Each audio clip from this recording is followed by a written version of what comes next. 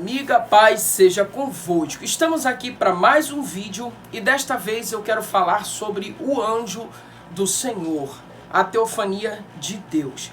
Essa é uma questão já muito bem sedimentada dentro da teologia. Algumas vezes a manifestação de Cristo no Antigo Testamento, ela vai se dar por uma teofania, tá? E nessa teofania ele vai ser chamado de o anjo do Senhor, que em algumas traduções, como por exemplo Almeida Revista e Corrigida, eu não olhei em outras traduções, mas na Almeida Revista e Corrigida, todas as vezes que o anjo do Senhor aparecer sendo uma manifestação teofânica de Deus, ele vai aparecer anjo do Senhor com letra maiúscula, diferenciando dos demais anjos. Poxa, Eliardo, o que significa teofania? Você fala as coisas, às vezes eu não consigo entender. Então, gente, teofania é a junção de duas palavras gregas. Tel, que é Deus, todo mundo sabe disso, e phainen, ou fania, que significa aparecer ou manifestação. Logo, a palavra teofania significa aparição ou manifestação de Deus, tá, gente? E esse anjo do Senhor é a manifestação de Deus no Antigo Testamento. Alguns textos do Antigo Testamento, Deus se manifesta na forma de um anjo e vai aparecer essa expressão, o anjo do Senhor. Por exemplo, Gênesis 18, a Bíblia começa dizendo no versículo 1 que o anjo apareceu a Abraão em Manré. E dentro da mesma narrativa vai dizer que apareceram 3 anjos. Um deles certamente é o anjo do Senhor. Porque depois disso, 2 desses 3 anjos que aparecem a Abraão, somente 2 vão à cidade de Sodoma e Gomorra. O terceiro anjo não vai porque possivelmente seria o anjo do Senhor, a manifestação teofânica de Deus, e o pecado de Sodoma e Gomorra não era agradável ao Senhor. Então só vão 2 anjos falarem com Ló. Juízes capítulo de número 6, versículo 22, o anjo do Senhor também aparece a Gideão. Se você olhar na Bíblia, Almeida Revista e Corrigida, você vai ver anjo do Senhor com letra maiúscula, porque se trata da teofania de Deus, ou seja, da manifestação de Deus na figura de um anjo. Juízes capítulo 13 em diante vai narrar o nascimento de Sansão, e a Bíblia fala que o anjo do Senhor apareceu a Manoá. O Senhor ouviu a oração de Manoá e o anjo do Senhor vai aparecer a Manoá. E essa, de todas as manifestações, é a mais incrível, é a mais visível. Por quê? Porque ele vai dizer que Manoá vai ser pai de um menino e seria o libertador de Israel, seria nazireu e sobre a cabeça dele não passaria navalhas e tudo mais. E aí ele disse, fala o teu nome para que quando a profecia se cumpra eu venha te glorificar. Ele levanta um altar, anjos não recebem adoração. Ali visivelmente é a manifestação de Deus. E aí o anjo diz, por que perguntas o meu nome visto que é maravilhoso? E dentro da própria narrativa, agora não lembro se é o versículo 9 ou 11 do capítulo 13, ele diz, eu sou, que é um dos nomes do Senhor também. Então, gente, quando você vir na Bíblia, Almeida Revista e Corrigida, essa expressão anjo do Senhor, com letra maiúscula, geralmente é a manifestação de Deus na forma de um anjo, tá, gente? Tá, Eliardo, isso aí eu sei desde que eu aceitei Jesus como meu único e suficiente Salvador. Então, gente, baseado nisso, eu quero falar do Deus transcendente e do Deus imanente. Deus transcendente, o que é o Deus transcendente? Deus transcendente é o Deus que transcende a nossa realidade, ou seja, é o Deus que está além da nossa realidade física, humana, visível e transitória. É o Deus que não pode ser capturado pela ciência, é o Deus que não pode ser sintetizado pelo intelecto humano, é o Deus que é atemporal, isto é, ele está fora da temporalidade. Eu gosto de uma definição de Paul Tillich. Paul Tillich, um teólogo muito famoso no meio acadêmico, ele vai dizer que Deus não existe, Deus é. Por quê? Dentro de uma linguagem filosófica, o conceito de existência, ele está pautado num começo e num fim, num início e num fim, num nascer e num morrer. Por exemplo, eu, Eliardo, existo porque nasci, tá, gente? Mas também vou ter um fim. Isso é a mentalidade de existência. Então ele diz que Deus não existe porque Deus ele não tem o início e Deus não tem o fim. Aí ele diz, Deus não existe, Deus é. E de fato, ele diz lá, eu sou, né? No hebraico a expressão, eu serei o que serei, eu sou, né? Então, gente, é muito incrível.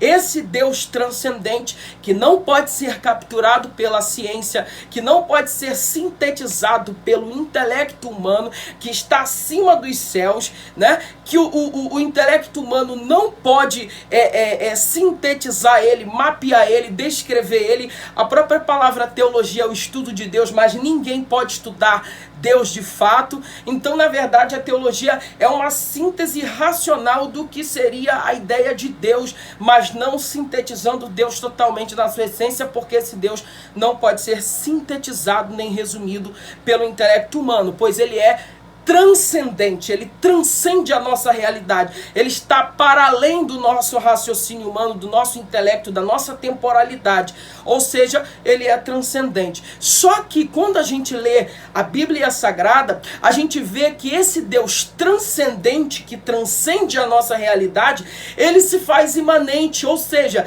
ele se faz relacionável, ele se relaciona com a sua criação, e isso está muito visível na figura da aparição do anjo do Senhor.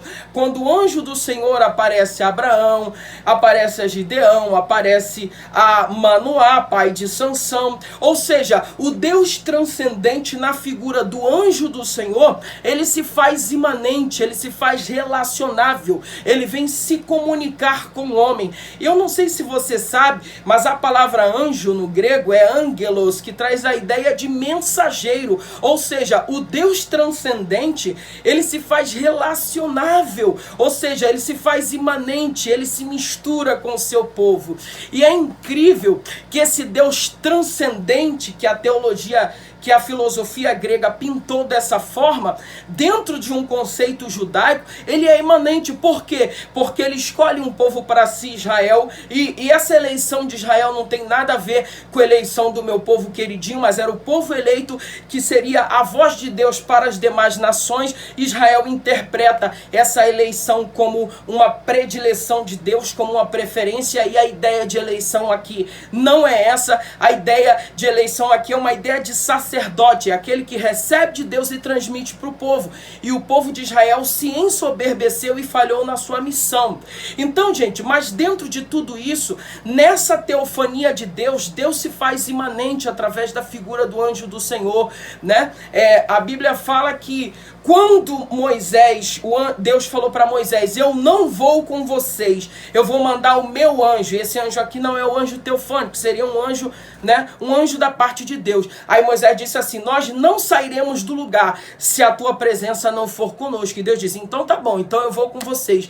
Então você percebe que desde o Antigo Testamento, esse Deus transcendente que está além da realidade humana, física, temporal, ele está sempre se envolvendo com Israel, ele está sempre se envolvendo com o ser humano, ou seja, o transcendente está sempre se fazendo imanente, sempre se fazendo relacionável com o seu povo. Então ele escolhe um povo, ele sofre pelo povo, ele se irrita com o povo quando levanta o bezerro de ouro, ele diz para o povo, eu vou punir vocês, vou colocar vocês 70 anos no cativeiro através do ministério do profeta Jeremias. Ou seja, ele é transcendente, ele é soberano, ele é absoluto, mas ele ao mesmo tempo é amor, ama o seu povo e se relaciona com o seu povo.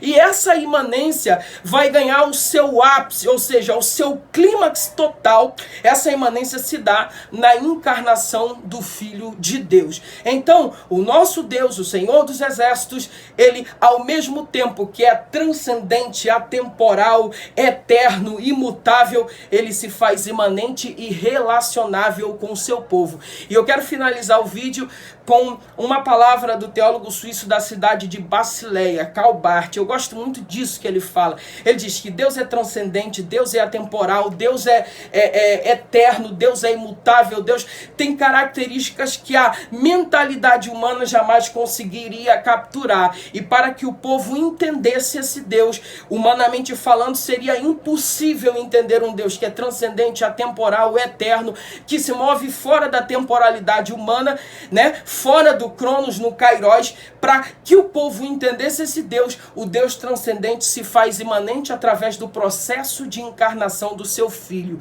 A encarnação de Jesus é o ápice da revelação divina. Todavia, não só na encarnação divina, Deus, na encarnação de Cristo, Deus se relaciona com o seu povo, mas desde o Antigo Testamento, Deus já vinha se relacionando com o seu povo. O Deus transcendente já vinha se fazendo imanente através das manifestações teofânicas de Deus, através do anjo do Senhor. Então, gente, esse é o vídeo de hoje.